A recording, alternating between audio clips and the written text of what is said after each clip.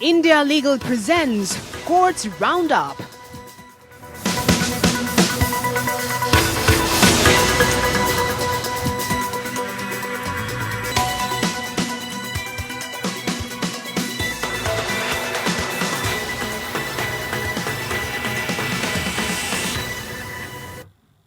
नमस्कार, मैं हूं आपके साथ पूजा कविया गोमा। कोर्ट्स राउंडअप में आप सभी का स्वागत है। इस बुलेटिन में अगले आधे घंटे हम आपको कोर्ट से जुड़ी तमाम छोटी बड़ी खबरों से रूबरू करवाएंगे। कोर्ट की कार्यवाही और सुप्रीम कोर्ट से लेकर हाई कोर्ट और लोअर कोर्ट तक के फैसलों को आपके सामने रखेंगे। आगे बढ़ने से पहले डाल लेते हैं एक नजर हेडलाइंस पर। राजद्रोह के अपराध की संवैधानिकता को चुनौती देने वाली याचिका पर 5 मई को होगी फाइनल हियरिंग। याचिका पर नोटिस जारी। सुप्रीम कोर्ट ने कहा, क्या 75 साल बाद भी इस औपनिवेशिक कानून की है जरूरत।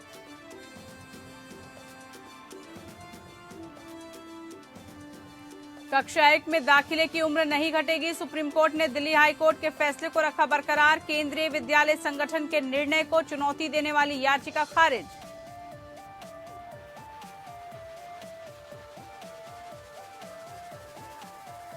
धार्मिक आश्रमों में महिलाओं की स्थिति पर होगी जांच। भगौड़े धर्मगुरु वीरेंद्र देव दीक्षित आश्रम मामले में दिल्ली हाई कोर्ट ने किरण बेदी की देखरेख में जांच समिति का किया गठन।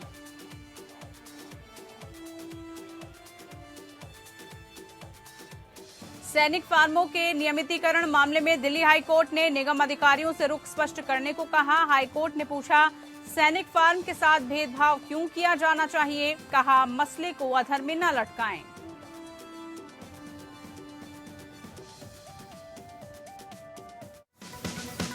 India Legal presents Courts Roundup.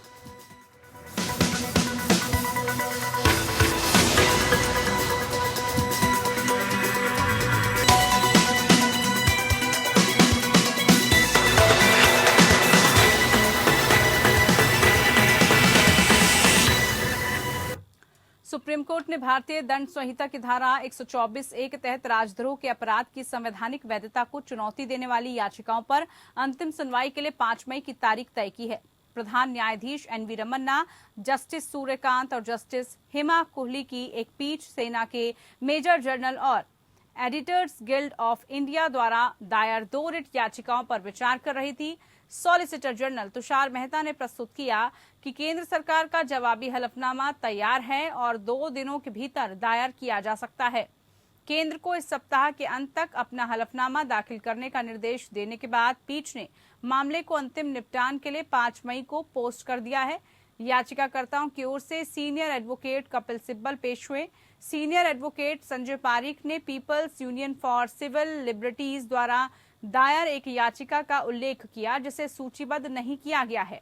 Senior advocate वृंदा ग्रोवर ने पत्रकार पेट्रिसिया मुखिम और अनुराधा भसीन द्वारा दायर एक याचिका का उल्लेख किया जिसे सूचीबद्ध नहीं किया गया था।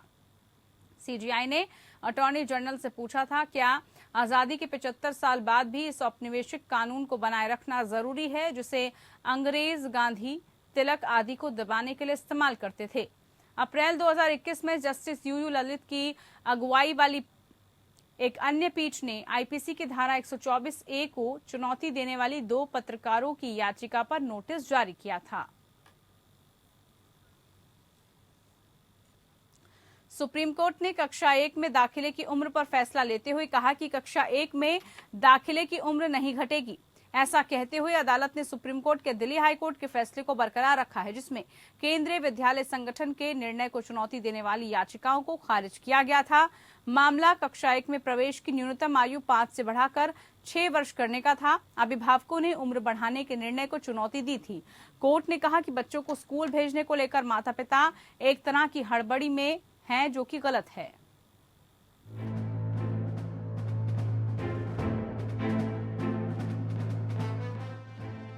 बच्चों के स्कूल में प्रवेश की आयु पर सुप्रीम कोर्ट ने अहम फैसला दिया है। सुप्रीम कोर्ट ने दिल्ली हाई कोर्ट के उस फैसले को बरकरार रखा है जिसमें केंद्रीय विद्यालय संगठन या केवीएस के फैसले को चुनौती देने वाली याचिकाओं को खारिज कर दिया गया था। इन याचिकाओं में शैक्षणिक वर्ष 2022-23 से कक्षा 1 में प्रवेश के लिए न्यूनतम आयु 5 वर्ष से बढ़ाकर 6 वर्ष करने के निर्णय को चुनौती दी गई थी।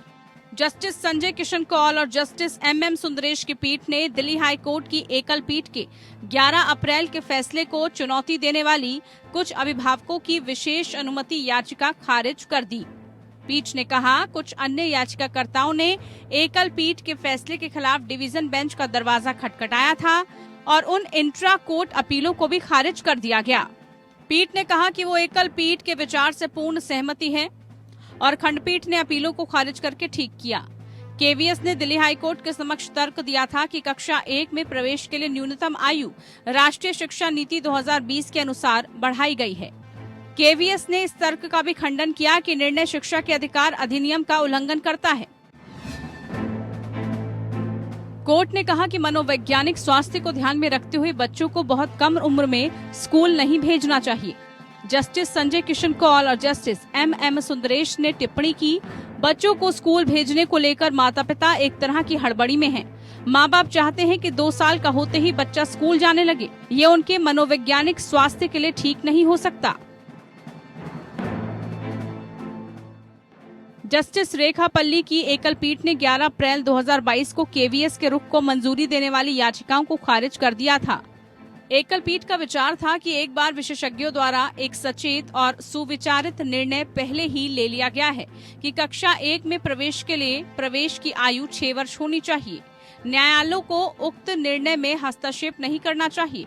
ऐसा कोई भी निर्देश का देश भर में स्थित केवीएस स्कूलों पर लागू होने वाले आयु मानदंड पर प्रभाव पड़ेगा, जिसमें एनईपी 2020 लागू किया गया है और परिणाम स्वरूप सभी स्कूलों में कक्षा 1 में प्रवेश के लिए न्यूनतम आयु 6 वर्ष निर्धारित की गई है। 13 अप्रैल को जस्टिस विपिन सांघी और जस्टिस नवीन चावला की खंडपीठ ने एकल पीठ के फैसले के खिलाफ दायर इंट्रा कोर्ट अपील खारिज कर दी थी। Bureau report. वहीं केंद्र सरकार के GNCTD संशोधन अधिनियम 2021 और दिल्ली में अधिकारियों के ट्रांसफर पोस्टिंग के अधिकार मांग मामले में सुप्रीम कोर्ट में सुनवाई हुई।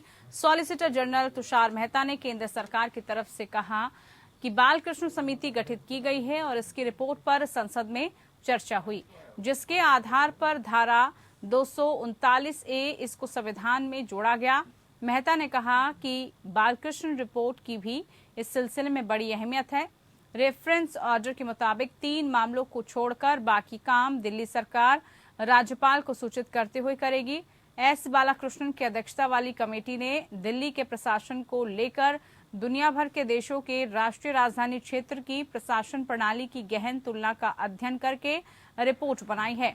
रिपोर्ट में प्रशासनिक सुधार और जन शिकायत निवारण के व्यवहारिक और सटीक उपाय सुझाए गए हैं। दिल्ली में प्रशासनिक सेवाओं पर नियंत्रण के संबंध में दिल्ली सरकार और केंद्र सरकार के बीच कानूनी विवाद और GNCTD संशोधन अधिनियम 2021 की संवैधानिक वैधता को चुनौती दी गई है। मेहता ने कमेटी की रिपोर्ट में से कुछ हिस्से पढ़ते हुए कहा कि तत्कालीन व्यवस्था में स्थानीय प्रशासन में विभिन्न प्राधिकरणों और संस्थानों की एक दूसरे के अधिकार क्षेत्र का अतिक्रमण संबंधी कई खामियों का जिक्र किया गया है। उन्होंने कहा कि MCD, NDMC, छावनी क्षेत्र, दिल्ली जल बोर्ड समेत कई प्राधिकरण हैं जो कई मामलों में एक दूसरे के क्षेत्रों में अतिक्रमण करते हैं।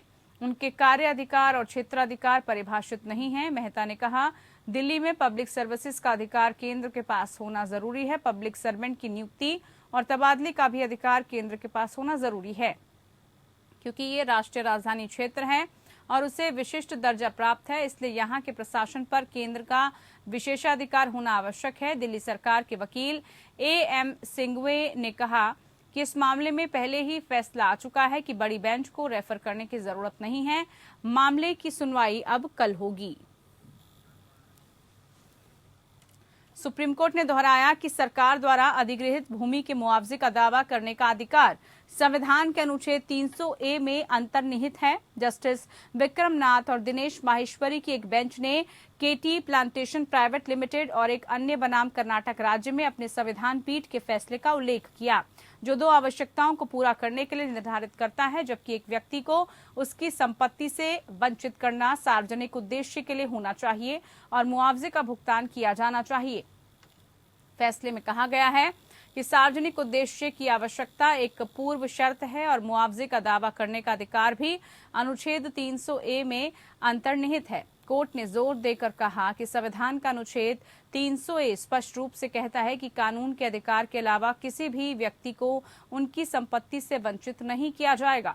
शीर्ष अदालत केरल उच्च न्यायालय की एक खंडपीठ के एक आदेश को चुनौती देने वाली याचिका पर सुनवाई कर रही थी, जिसमें अपीलकर्ताओं सभी किसानों के खिलाफ फैसला सुनाया था जो सार्वजनिक बाईपास सड़क के निर्माण चौड़ीकरण के लिए अधिकृत अपनी भूमि के मुआवजे का दावा कर रहे थे। एक एकल न्यायाधीश के आदेश को रद्द कर दिया, जिसमें कहा गया था कि वर्तमान अपीलकर्ता सभी किसान सार्वजनिक बाईपास सड़क के निर्माण के लिए अधिग्रहित भूमि के मुआवजे के हकदार थे। अनुच्छेद 300A पर भरोसा करते हुए एकल न्यायाधीश ने कहा कि रिकॉर्ड पर कोई सामग्री नहीं थी जो ये दर्शाती हो कि भूमि स्वेच्छा से सौंपी गई थी और जिला कलेक्टर को पर्याप्त मुआवजे की राशि का भुगतान करने का आदेश दिया। कोर्ट ने कहा कि अनुच्छेद 300A के तहत अपीलकर्ताओं को मुआवजे से वंचित करना संविधान का उल्लंघन है।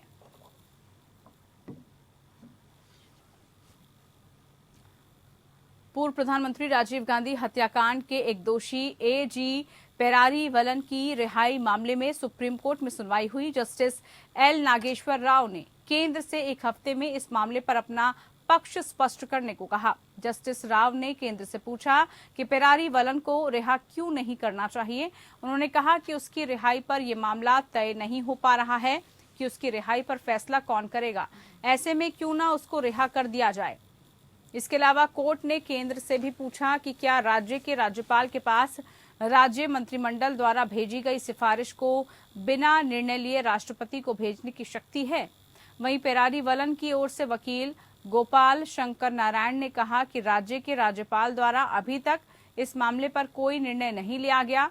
उन्होंने इस मामले पर राष्ट्रपति को निर्णय लेने का अधिकार है कहते हुए राष्ट्रपति को भेज दिया। वहीं मामले पर केंद्रीय गृह मंत्रालय का कहना है कि राज्यपाल ने मामले को राष्ट्रपति को भेज दिया है, जबकि राज्यपाल राज्य कैबिनेट के लिए द्वारा फैसले के लिए बाध्यकारी होता है। इसके अलावा उन्होंने ये भी कहा कि 36 साल की जेल के दौरान दोषी का आचरण अच्छा रहा है, ये उन्हें रिहा करने के लिए एक उपयुक्त मामला बनता है, इसलिए उन्हें रिहा किया जाना चाहिए। अब इस मामले पर सुप्रीम कोर्ट 4 मई को सुनवाई करेगा। विकास स्टूडेंट एक्टिविस्ट उमर खालिद की जमानत याचिका पर सुनवाई के दौरान दिल्ली हाई कोर्ट ने सख्त लहजे में सवाल किया, क्या देश के प्रधानमंत्री के लिए जुमला जैसे शब्द का इस्तेमाल करना ठीक है। कोर्ट ने कहा कि सरकार की आलोचना करते समय लक्ष्मण रेखा का ख्याल रखना जरूरी है। इस बात का ध्यान रखें कि आप कैसे शब्दों का इस्तेमाल कर रहे हैं। उमर के वकील ने 27 अप्रैल 2022 को कोर्ट को अमरावती में दी गई पूरी स्पीच सुनाई। इस पर कोर्ट ने कहा कि भाषण में पीएम के लिए चंगा और जुमला जैसे शब्दों का इस्तेमाल किया गया, क्या ये उचित है। कोर्ट की टिप्पणी पर प्रतिक्रिया देते हुए खालिद के वकील त्रिदीप पेस ने तर्क दिया कि सरकार की आलोचना करना गलत नहीं है। उन्होंने कहा सरकार की आलोचना अपराध नहीं हो सकती क्योंकि ये अभिव्यक्ति की आजादी के दायरे में आती है।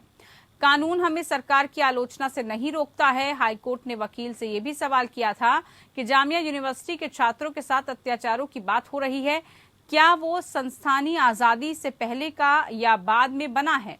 जवाब मिला पहले का है। कोर्ट ने वकील से सवाल किया कि हमारे सामने सवाल यह है कि खालिद ने जगह जगह जो भाषण दिए हैं उसके बाद नॉर्थ ईस्ट दिल्ली में जो दंगे हुए उनके बीच किसी तरह का लिंक है या नहीं, ये स्थापित किया जाए। एक दिन पहले पुलिस ने दिल्ली दंगों से जुड़े मामले में उमर खालिद की जमानत याचिका का विरोध किया था। पुलिस ने 2020 दिल्ली दंगों के पीछे कथित साजिश को लेकर गैर कानूनी गतिविधियां रोकथाम कानून के तहत एक मामले में जेएनयू के पूर्व छात्र उमर खालिद की जमानत याचिका का विरोध किया। निचली अदालत के खालिद की जमानत अर्जी के करने के आदेश को चुनौती देने वाली याचिका पर दायर अपने जवाब में दिल्ली पुलिस ने कहा कि निचली अदालत ने याचिका को उचित ही खारिज कर दिया और उसमें कोई अवैधता नहीं है।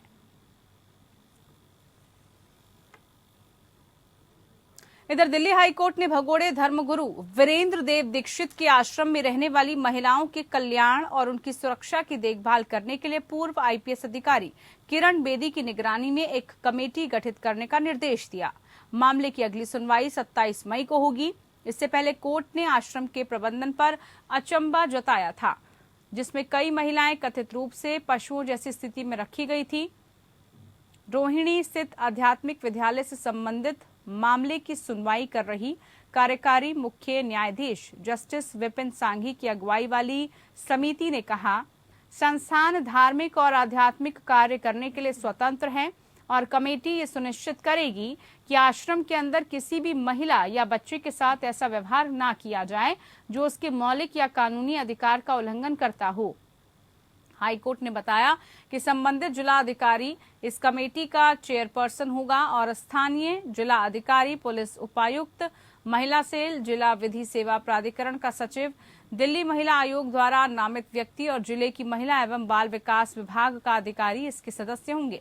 हाईकोर्ट ने कहा कि हम ये भी स्पष्ट करते हैं कि संस्थान अपने धार्मिक और आध्यात्मिक क्रियाकलाप करने के लिए स्वतंत्र रहेगी। कोर्ट ने कहा था कि इसे दिल्ली सरकार के अंतर्गत कर दिया जाना चाहिए। कोर्ट ने कमेटी से मासिक रिपोर्ट भी मांगी थी और कहा गया था कि इसके संचालन के लिए सरकार जरूरी सहयोग प्रदान कराएगी। इसके बाद दिल्ली सरकार के वकील संतोष त्रिपाठी ने कोर्ट को बताया था कि निजी संस्थान के संचालन के लिए सरकार के पास कोई तंत्र नहीं है। उन्होंने कोर्ट से आश्रम के क्रियाकलापों की निगरानी के लिए कमेटी गठित करने का आग्रह किया था। समिति को मासिक आधार पर अपनी रिपोर्ट देने का निर्देश दिया गया है।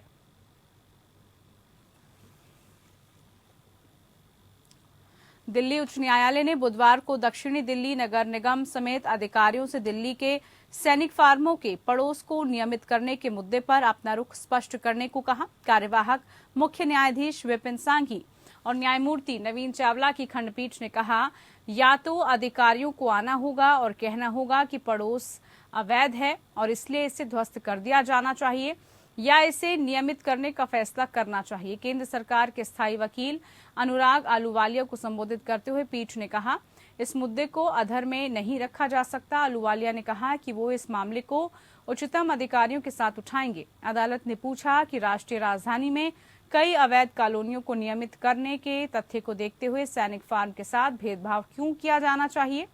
कोर्ट ने तब कहा था कि वो इस संबंध में आदेश पारित करेगा। न्यायालय क्षेत्र विकास समिति सैनिक फार्म के संयोजक रमेश दुगर द्वारा दायर 2015 की याचिका विचार कर रहा है। याचिका में पड़ोस को नियमित करने की मांग की गई थी। दिल्ली उच्च न्यायालय ने इस संबंध में पहले भी कई सख्ती बरती थी और इस क्षेत्र को कई लोगों ने रिपब्लिक ऑफ सैनिक फार्म करार दिया था, क्योंकि माना जाता है कि इसकी अपनी बिजली, पानी की आपूर्ति लाइनें और सुरक्षा है। दिल्ली के संगम विहार क्षेत्र के निवासियों द्वारा उच्च न्यायालय में एक आवेदन भी दायर किया गया था, जिसमें दावा किया गया था कि वो लगभग 4 लाख की आबादी है और शेष दिल्ली के लिए उनके लिंक का सबसे छोटा रास्ता सैनिक खेतों के माध्यम से है, लेकिन उन्हें इसमें प्रवेश करने की अनुमति नहीं है। सड़कों के कारण सैनिक फार्म निवासियों द्वारा विभिन्न द्वार स्थापित किए गए हैं। अदालत ने हालांकि वकील को एक अलग याचिका दायर करने के लिए कहने वाले आवेदन पर विचार करने से इनकार कर दिया। मद्रास हाईकोर्ट ने तमिल अभिनेत्री तमिल सेल्वी उर्फ मीरा मिथुन द्वारा दायर अग्रिम जमानत की मांग वाली याचिका खारिज कर दी है, जिस पर उनकी आगामी फिल्म पिया कानोम के निर्माताओं के साथ एक व्हाट्सएप ग्रुप चैट में मुख्यमंत्री एम.के. स्टालिन के खिलाफ अश्लील और आपत्तिजनक टिप्पणी करने का आरोप लगाया गया है। न्यायमूर्ति जी जयचंद्रन की पीठ ने पुलिस विभाग को अभिनेत्री को गिरफ्तार करने और मामले की जांच करने का निर्देश दिया। निर्माता सुरुलीवल द्वारा दायर एक शिकायत पर मामला दर्ज किया गया, जिसके खिलाफ उन्होंने अपमानजनक टिप्पणी की थी। अपनी याचिका में अभिनेत्री ने दावा किया कि कथित घटना के समय वो एक अंतिम संस्कार में शामिल हो रही थी। उसने आगे दावा किया कि उसे मामले में झूठा फंसाया गया है, क्योंकि उसने निर्माता से बकाया की मांग की थी। उनके मुताबिक प्रोड्यूसर ने धमकी दी है कि वो उनके खिलाफ झूठी शिकायत दर्ज कराएंगे। आगे दावा किया गया कि वो इस मामले में निर्दोष हैं और कथित घटना से किसी भी तरह से जुड़ी नहीं है। जब मामला कोर्ट के सामने आया तो सरकारी वकील ने एक्ट्रेस को जमानत दिए जाने का पुरजोर विरोध किया। यह आगे प्रस्तुत किया गया कि मामले में पूछताछ लंबित है और गिरफ्तारी आवश्यक है। जब अदालत ने पूछा कि क्या अभिनेत्री को पहले भी इसी तरह गिरफ्तार किया गया है, तो सरकारी वकील ने कहा कि उसे पहले अभद्र भाषा के एक मामले में गिरफ्तार किया गया था, जहां मामला अनुसूचित जाति और अनुसूचित जनजाति अधिनियम 1989 के तहत दर्ज किया गया था। जमानत दी गई थी। दोनों पक्षों को सुनने के बाद अदालत ने अभिनेत्री को अग्रिम जमानत ना देना उचित समझा और पुलिस को जांच जारी रखने का निर्देश दिया गया।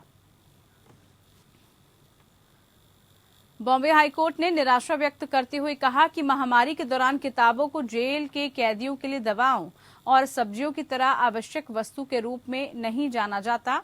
कोर्ट ने जेल अधिकारी कैदियों को आवश्यक वस्तुओं की श्रेणी में रखकर बुक पार्सल स्वीकार करने की अनुमति दे सकते हैं, लेकिन ऐसा नहीं हुआ। हाईकोर्ट ने भीमा कोरेगांव केस में वरिष्ठ पत्रकार गौतम नवलखा को हाउस कस्टडी से इंकार करने के आदेश पर सुनवाई के दौरान कहा। जस्टिस सुनील शुक्र और जस्टिस G.A. सनप की खंडपीठ ने कहा, यदि कोविड-19 प्रोटोकॉल बाहरी पार्सल को अस्वीकार करने की मांग करता है तो पुस्तकालयों को भी दवाइयों की तरह आवश्यक वस्तुओं के रूप में देखा जा सकता है, इसलिए निर्धारित प्रक्रिया के अधीन स्वीकृति के योग्य है, लेकिन ऐसा नहीं हुआ। नवलखा के परिवार ने उन्हें अगस्त 2020 में तलोजा सेंट्रल जेल में पुस्तक पार्सल भेजा था। अदालत के आदेश के बाद ही पार्सल उन तक पहुंचने की अनुमति दी गई थी। घटना को एडवोकेट युग चौधरी ने जेल के अंदर बुनियादी अधिकारियों के दमन को उजागर करने के लिए एक उदाहरण के रूप में उद्धृत किया था। राज्य के जेल अधिकारियों ने ये कहकर अपने कार्यों का बचाव किया कि कोविड-19 प्रोटोकॉल लागू था, इसलिए कैदियों को भेजे गए बाहरी पार्सल स्वीकार नहीं किए गए थे। हाउस कस्टडी से इनकार करने के संबंध में सुप्रीम कोर्ट ने कहा था कि उपयुक्त मामलों में अदालतें उम्र, स्वास्थ्य की स्थिति, अभियुक्तों के इतिहास, अपराध की प्रकृति जैसे मानदंडों के आधार पर हाउस अरेस्ट का आदेश दे सकती है।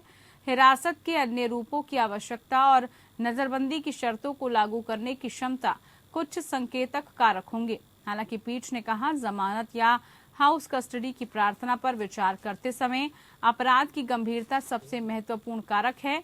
हमारी राय में अपराध की गंभीरता और गंभीर प्रकृति को देखते हुए याचिकाकर्ता घर में नजरबंद होने के लिए योग्य नहीं है। चलिए इसी के साथ कोर्ट्स राउंडअप में फिलहाल के लिए इतना ही। नमस्कार। India Legal presents Courts Roundup.